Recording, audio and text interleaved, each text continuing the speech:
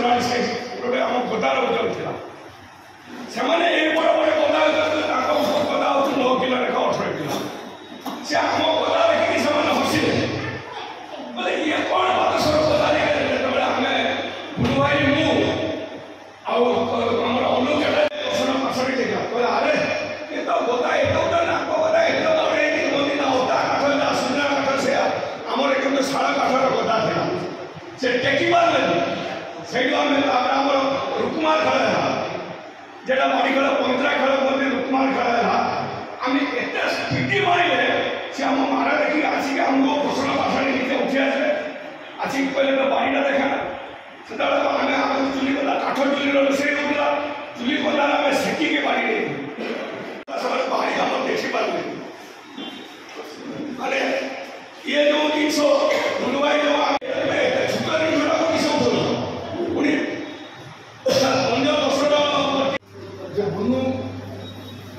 दिलीप भूया यदि आप बयस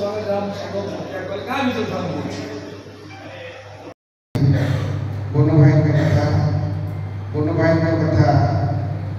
कहले सरी बहुत कथा मुझे आसी शिखापी पाइली जानापी पाइली आम सहित आम परिवार सहित सी अत्यंत उत्तप्त भाव जड़ित मुझे आसा पूर्व मोर विशेष मत 4-5 थर फोन कला पहुँचल कि नहीं पहुँचल कि नहीं मो मन गोटे गोटे कष्ट रही जो दिन से चलीगले मर शरीर में आसिक टे पुष्पांग देवाई सुजोग मुझे पाई आज सका मोर दिल्ली जीवार था कि जो मीना भाई फोन कला जो भाई श्रद्धांजलि सभा आयोजन कर फोन कली आज एटा अटेंड करी काली सकाळ बाहरी कारण ये श्रद्धांजलि सभा काली की नथिबो काली दिल्ली काम कर जाई परबो किंतु ये सुयोग काली नथिबो बहु कथा कहबार थे भी समय कही पारनी तांकर सबुठ बड़ विशेषता थिला से अन्य मान को भल पाउथिले एवं अन्य माने तांको मते भल पाउथिले तांकर छाप आमे अति कम दिन भितरे सबुठ बड़ कष्ट अनुभव कर अष्टमी तिथि महावीर मंदिर में देखा मिलवा नवमी तिथि रावण पड़े उत्सव देखा मिलवानी खाली बालेश्वर जाए बालेश्वर आरंभ कर बड़दान पर्यंत पुरी आरंभ कर दिल्ली लाललीला ग्राउंड पर्यंत से बहुत छाप छाड़ी जाती जोटा कि आउ आगामी दिन आम देखा सुयोग पाइबा आशा हठात बुलू भाई छाड़ी तार से गोटे स्वतंत्र चरित्र व्यक्तित्व से बालेश्वर से बेशभूषा बालेश्वर ही बुली पारे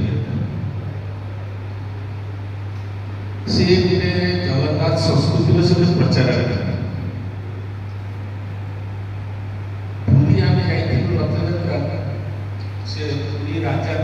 बाहर से नगर आगे से बना जो जिते कार्यक्रम सांस्कृतिक कार्यक्रम कला प्रदर्शन समर कला प्रदर्शन कथा हुए गुरुभाई साहित्य जोटा कौन रावण कथा समस्त हनुमान बोली जाने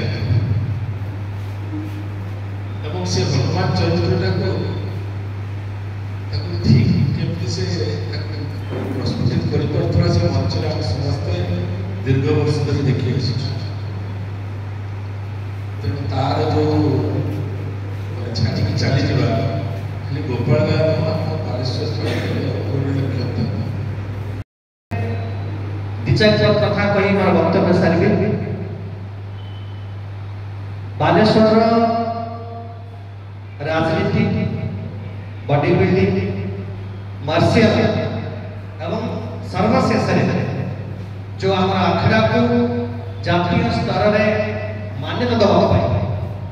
जदि दिन राति कहीं परिश्रम करुले से होती दिलीप भैया जार वियोग खाली गोपाल गाँव नुहे ए सहर नुहे ए राज्य अपर्ण क्षति निज किसी रखिक जाए मुझे बहुत दिन जानी काउंसिलर थिला बेले से जानी सब मजा कथा जे से गोटे परिवार बापा भी भाई डाके बोलू भाई पुओ भी भाई डाके पुत्रा भी भाई डाके तो बालेश्वर बोलू भाई हिसाब